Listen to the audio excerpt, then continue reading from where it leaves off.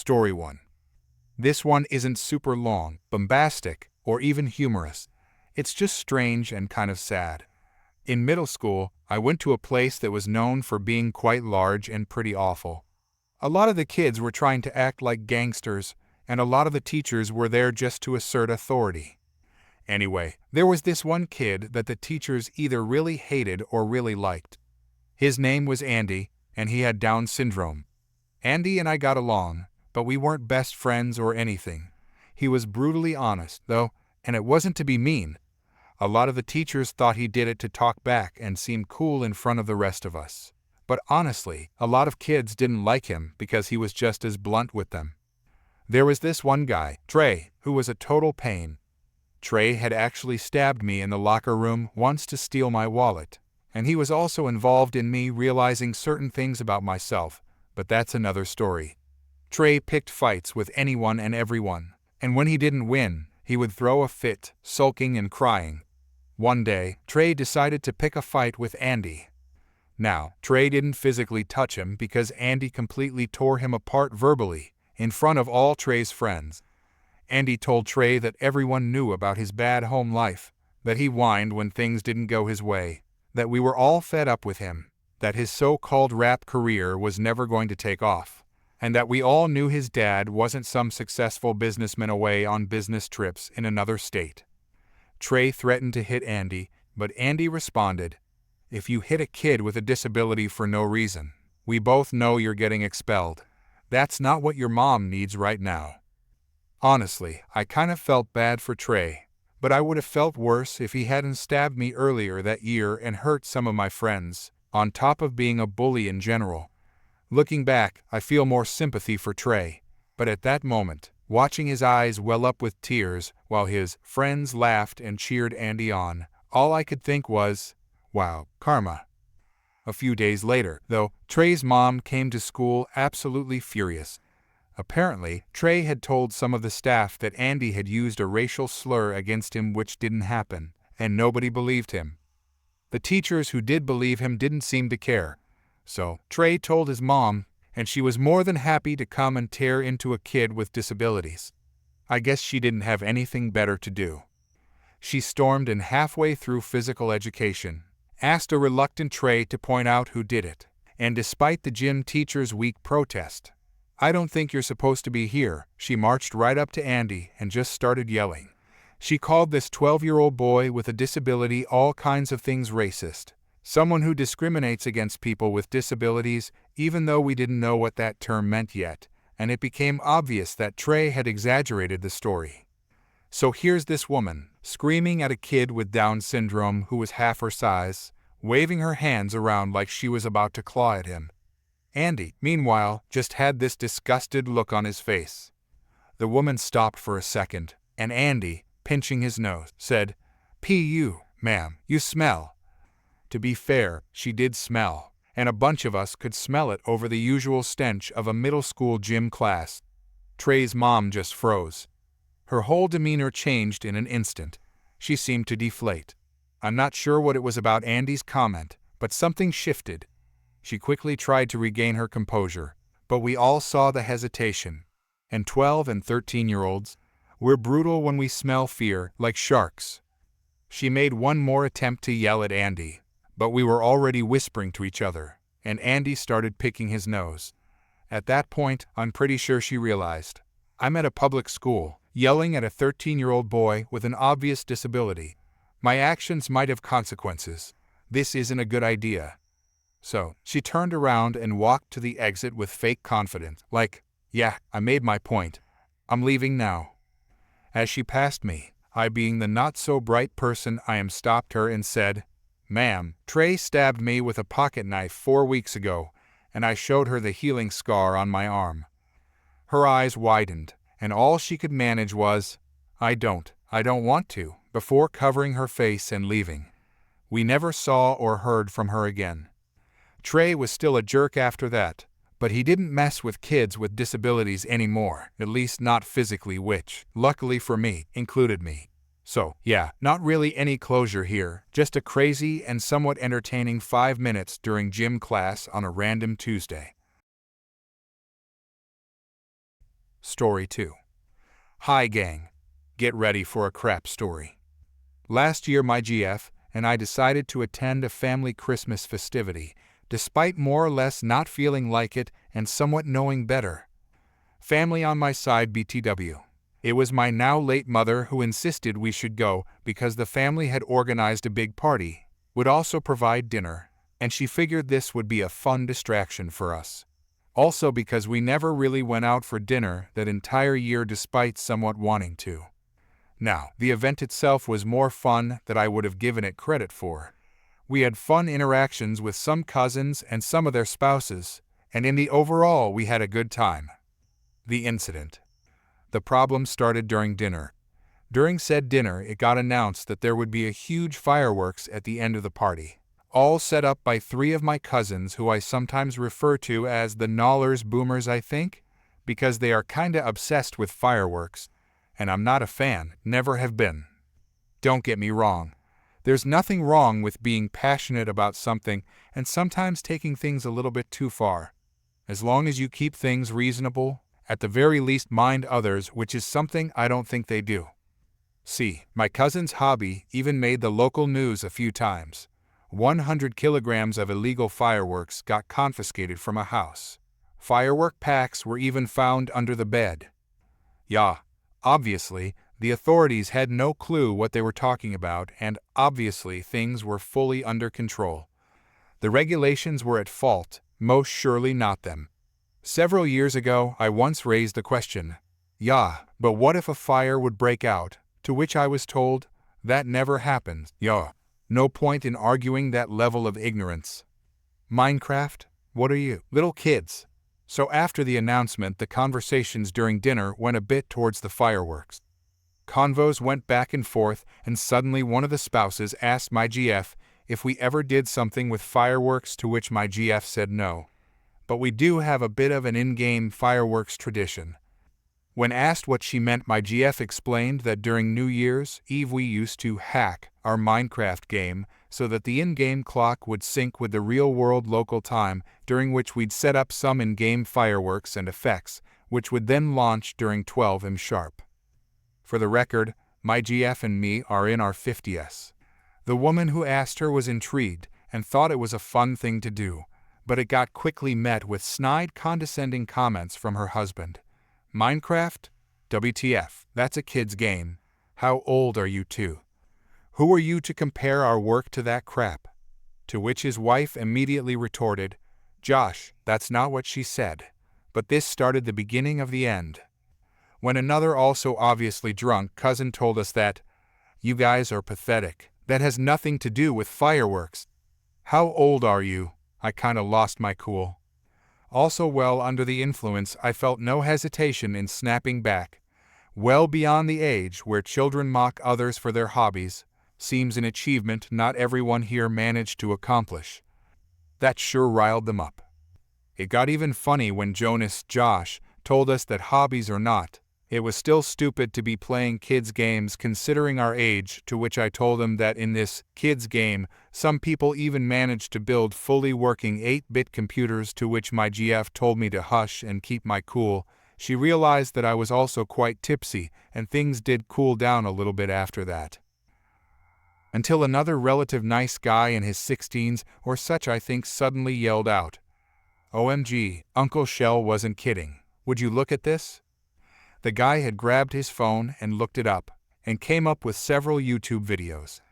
The funny thing here is that this guy was a grade student and his parents were really proud of him. And then he's the one to yell out in sheer admiration. Yeah. For the record, the fireworks afterwards were fun to look at, no question about it. But the following loads of snide remarks afterwards made us decide to leave the party early, and well, screw that. You have to step up. Your cousins need you. So 2 weeks ago, I got an email from an aunt of mine, which was odd because I never had much contact with that side of the family. Not before the Christmas festivities last year, and most definitely not afterwards.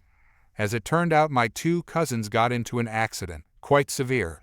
They were hospitalized, and you need to call me to talk about visiting hours so that we can set up the schedule. I ignored said email because I had zero interest in visiting them, also because it's an easy 2-hour drive, but did send out an email of my own to wish them well.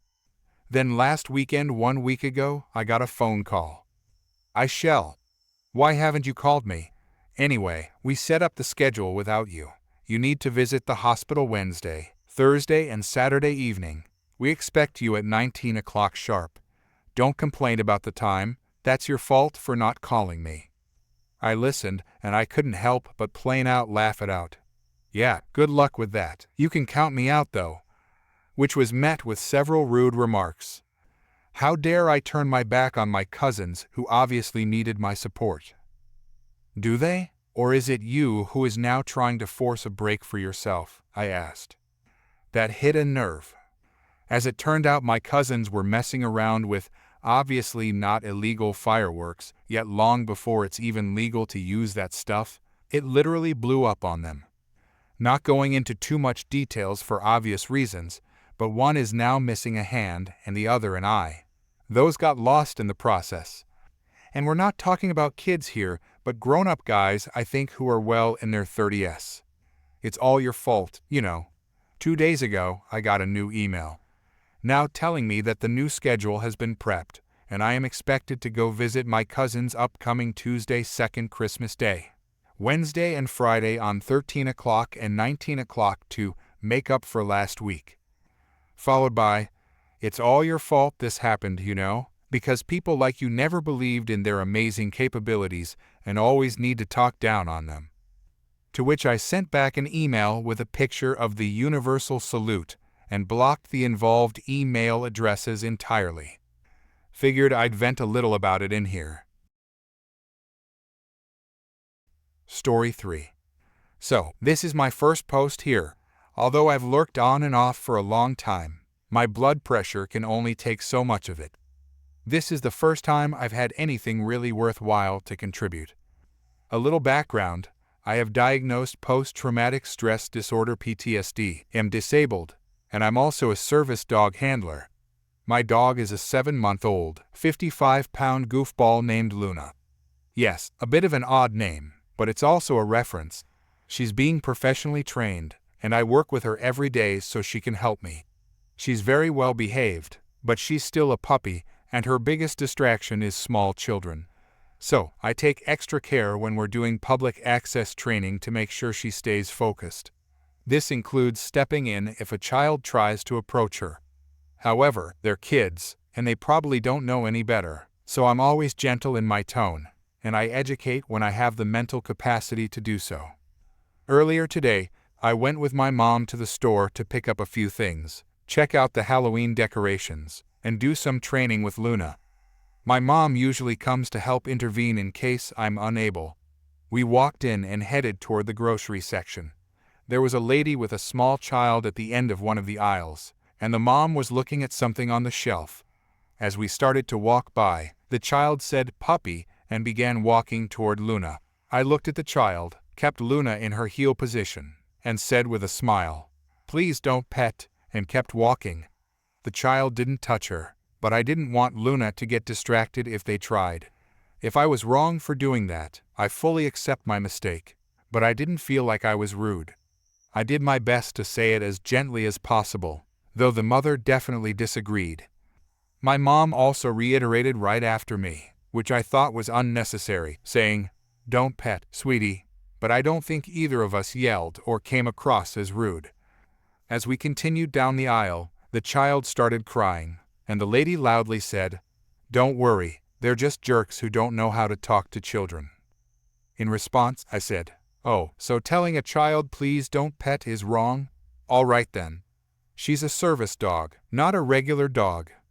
To which the lady replied, "Yeah, you have post-traumatic stress disorder, I can tell, it's mentioned on Luna's vest." I simply said, "Okay then?" I think I said something along the lines of, "Have a good night, ma'am," and called her a dipstick under my breath.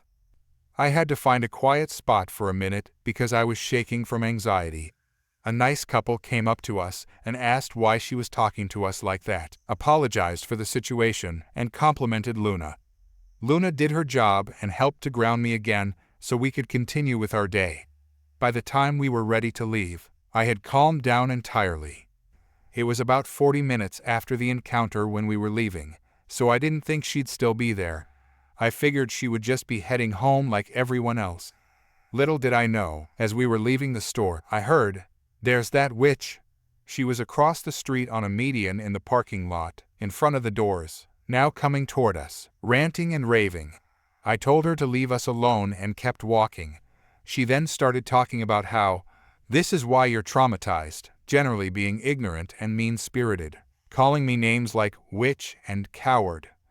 That's when I lost my cool a bit and told her, "Forget you, lady," and made a rude hand gesture. She started picking a fight, hitting her chest, saying, "Yeah, let's go, let's go."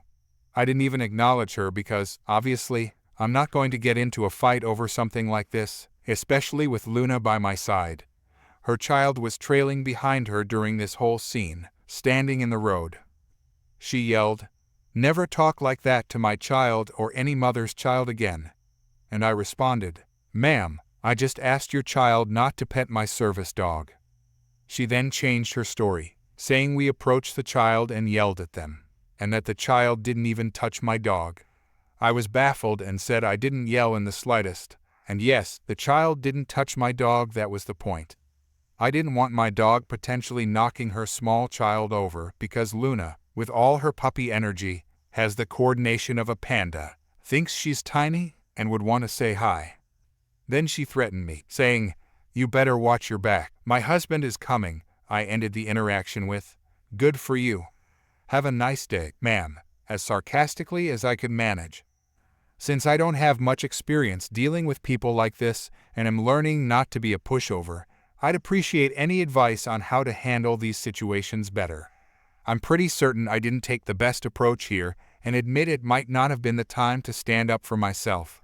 I'm open to learning from my mistakes, as I want to improve, and I know this won't be the last time I deal with entitlement.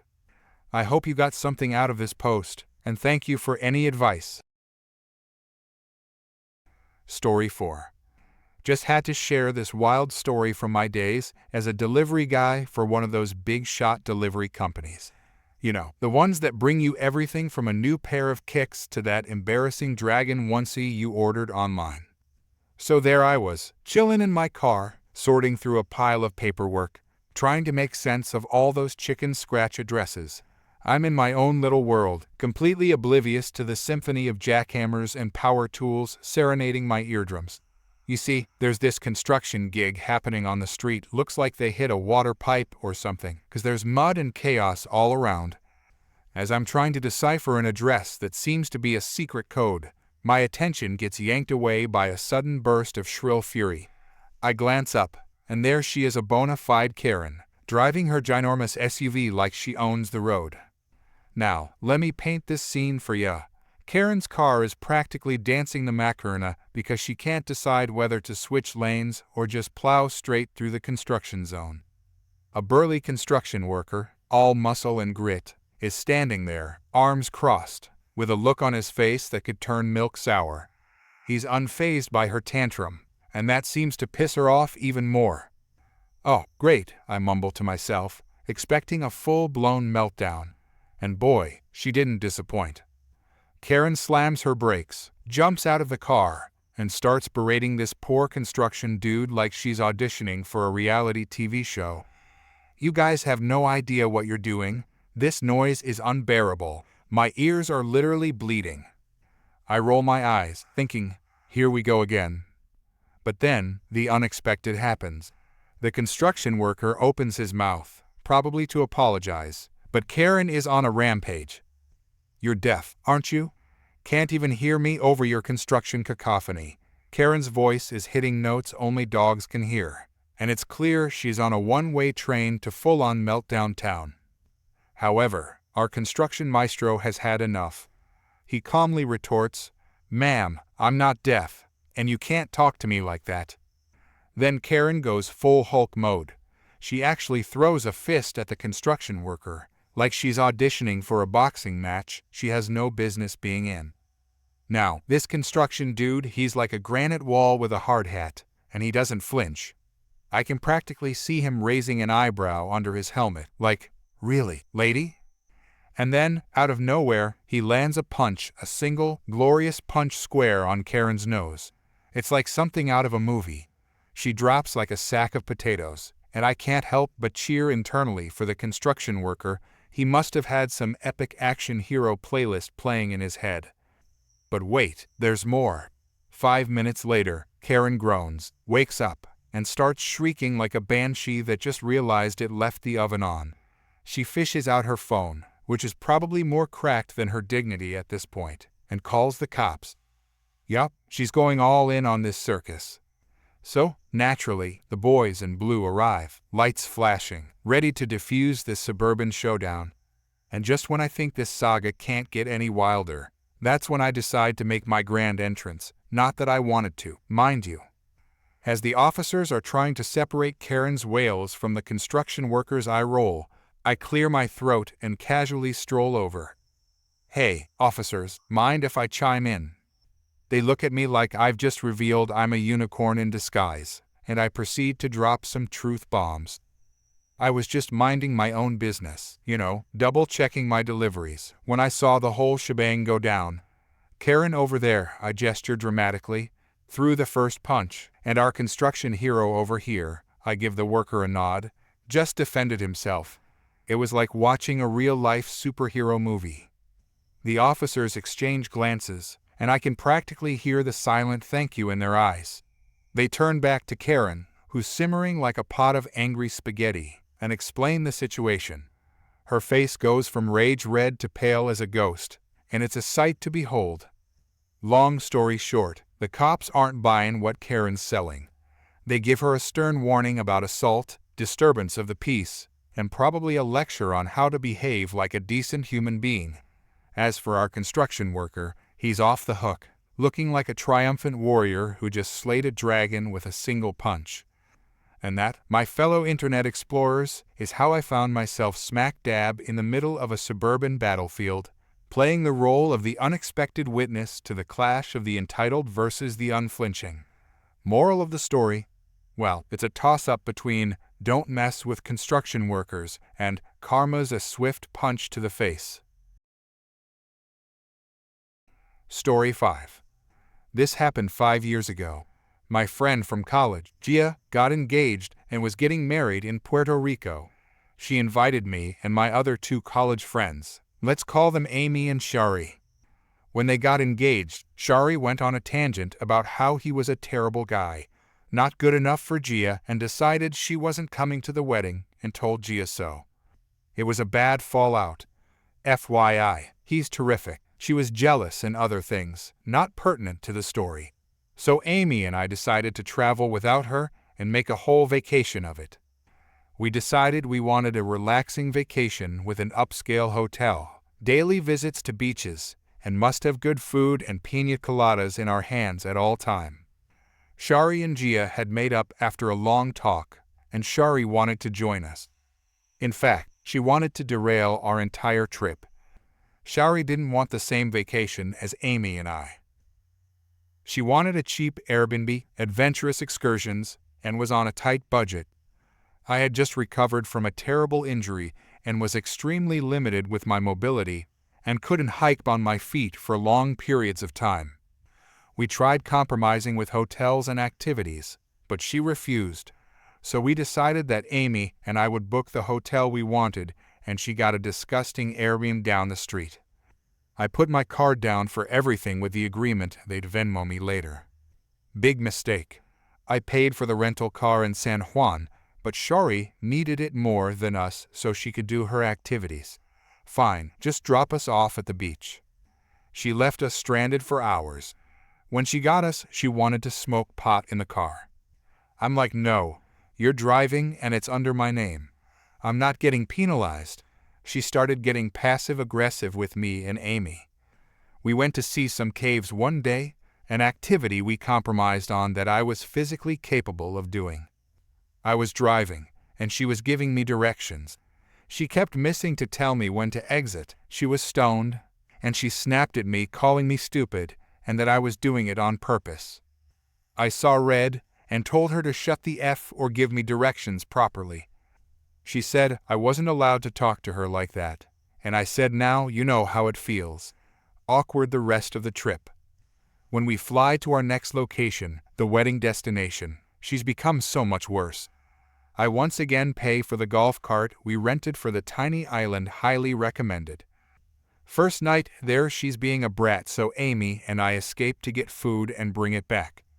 I called Shari saying I found a bodega across from the restaurant and asked what she wanted for our house stay. When I brought everything back she said I forgot items and started in on me with, "Where's the cheese? What am I going to eat my eggs with? Where's the Coke? What am I going to drink my rum with?" I had it and point blank asked what I did to receive such a negative attitude. She passively aggressively played dumb. Then after pushing her for answers, she started calling me names and belittling me, so I walked out. We ended up not talking the rest of the trip, and I upgraded my flight so I didn't have to sit with her. When it was time to pay me back, she pulled this shit. Me, you owe me $75 for the golf cart. Shari, well, you owe me for gas, so really I only you $50. Me, not wanting to argue, fine. Shari, but since I purposefully tried to not travel in the golf cart to avoid you for being a bitch, I should only pay you $25. Mind you, she was in it every day. Me, keep your money, you. Many choice words followed. She blocked me, so I lost it, emailed her more choice words, told her we're never going to be friends again, and that nobody wanted her at the wedding, especially the mother of the bride and the groom in the first place. Amy and Gia cut ties with her, and none of us have spoken to her since. I may have lost a friend, but the silver lining here is that I met my now husband at the wedding. Lost a shitty person and gained an amazing person. Story 6. Let me start with I have dry mouth due to multiple medications I take for mental health and disabilities. It sucks. My throat feels sticky, and the only ways I can get my salivary glands working is by putting something in my mouth or drinking something besides water. It's even worse when it decides to act up, and I'm away from home, or one of the few times I actually forget to grab something, usually Tic Tacs or gum. One day, me and my mom had to go shopping, and in the middle of our trip I feel it. That nasty, tacky feeling like someone smeared peanut butter in my throat. I was lucky that day as I had remembered to grab my pack of gum before we left the house, so I pulled it out. Parts of the label are rubbed off. It's wrinkled and bent and mostly empty. I have 3 pieces left. I popped one and continued with my shopping. Apparently, the manager saw the brand and the casing of the pack and assumed I was stealing it. We continued our shopping, completely unaware of the catastrophe right for us. While we were in line to check out, my mom remembers something we forgot to grab and sends me back for it. Unbeknown to me, the manager had followed me. I hadn't even gotten to the needed aisle before he grabbed my arm and dragged me back to the front where the cops were waiting.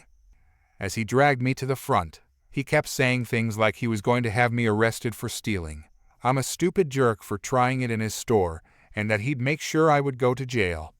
I was too stunned to even retaliate as my brain struggled to grasp the situation or why a stranger, let alone a man, was touching me.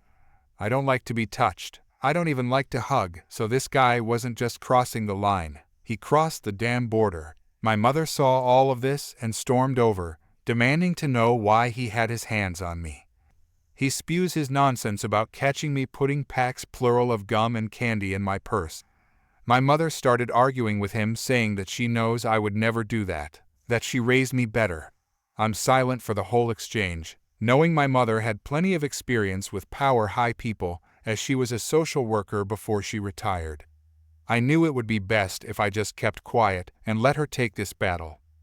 To my shock and my mother's fury, I was forced to sit in the back of a police car while she tried to sort this whole mess out. While I'm sitting in the cruiser, my mind is racing with what the hell just happened. I don't handle stress very well and am prone to getting worked up just short of an anxiety attack in confrontational situations. One of the officers came out and asked for my purse. I'm still reeling from the situation and doing my best not to break down. I wasn't about to say no and just handed it over. This next part is secondhand, as I was stuck in the cruiser bawling my eyes out and trying to calm myself down, because I know I did nothing wrong. The officer brought my purse to my mother, and she dumped it out on the manager's desk. A bunch of stuff fell out: a half-used mini art pad, a Faber-Castell pen, a bunch of change and bills, my wallet, several receipts, and the cause for all of this: my 3/4 empty pack of gum. My mom handed the pack to the officer and asked, "Does this look like she just stole it right off the shelf? And where is all the candy he says she took?" This is harassment. He had no proof before he called you. Now my daughter is in a cop car freaking out because she's just been threatened for something she clearly did not do. The officers rummaged through my stuff and couldn't find anything that would have warranted a call. I can imagine my mother sitting across from the manager, giving him an icy glare that was usually reserved for work or court. Of course, the manager isn't about to back down and starts grasping at straws for why I need to be arrested when my mom drops the bombshell that made even the cops blanch. "You realize my daughter is mentally handicapped, and I do not appreciate the way you've handled this situation, effectively terrorizing her and have her arrested when you're the one who screwed up. You're lucky I don't take this over your heads as a discrimination case. I'm XXX, and I am not someone you want to take on." My family name, at the time, was one still whispered about among the police, firefighters, social workers, and school boards. My mom had to fight the school board for all 4 of her kids for various reasons I don't feel like getting into. The point is, she was notorious among cops, social workers, and the schools for not tolerating such behavior. My father, as a volunteer fireman, was known by both the cops and other firefighters as well as members of the hospital. He was very well regarded since he had burns from one particular fire. There were judges that remembered my mother fondly and liked her no-nonsense methods and her tendency to be thorough and covering all the bases. Our name was known across 5 counties by judges and social workers. They knew that if my mom got involved, it meant someone screwed up and she was going to get things done and take no prisoners. So she wasn't kidding when she said she wasn't one to mess with. The cops came back out and let me out of the car, startled at my splotchy, ugly crying. They took me to the door where we waited for my mother, and they apologized for the misunderstanding. We left without our groceries. On the ride home, I was still crying, trying to ask what happened. She was still fuming when she told me that I was banned from the store, that if I even set foot in the parking lot, I would be arrested. Forward several years, and the store is under new management. A younger guy who was more forgiving and didn't accuse anyone without solid evidence of wrongdoing. Apparently, I wasn't the only one the previous manager had banned. There were over 15 people banned from the store property, which confused the new management.